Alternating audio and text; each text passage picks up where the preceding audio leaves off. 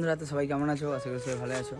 তো আমি এখন দুপুরে লাঞ্চ করে বেরিয়ে পড়েছি বাড়ি থেকে গাড়িতে যাওয়ার উদ্দেশ্যে। তো আমার এখন দাঁড়িয়েছে আমাদের বড় মসজিদের কাছে। তো আমার ভাইপো আসছে আর একটা বন্ধু আসছে যে আমাদেরকে পার করতে হবে বাইক নিয়ে।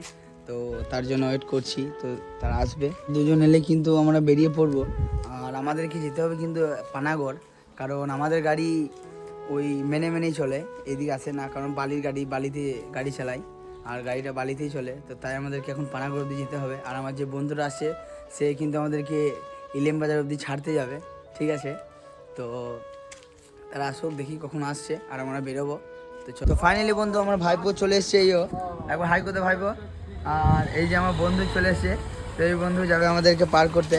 তো আমরা এখন সোজা চলে যাব ইলামবাজার, ইলামবাজার থেকে যাবো পানাগড়। তো চলো তোমরা ভিডিওর সাথে থাকো।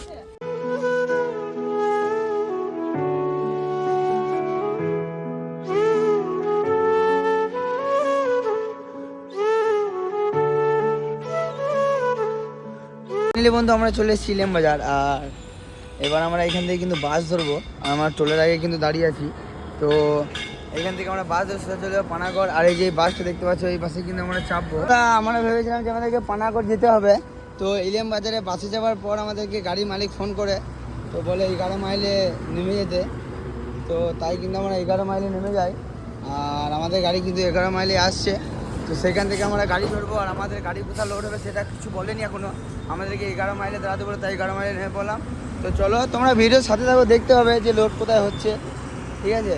তোমাদেরকে ভিডিওর মাধ্যমে আপডেট দেবো। আর আমরা যখন ইলামবাজারে নামি, আমার বন্ধু যখন পার করতে আসে, তো ইলামবাজারে বাইকে নামার নামবার বাসটা চলে আসে, ঠিক আছে? তো আমার বন্ধুর সাথে ভালোভাবে দেখা করা হয়নি, ঠিক আছে?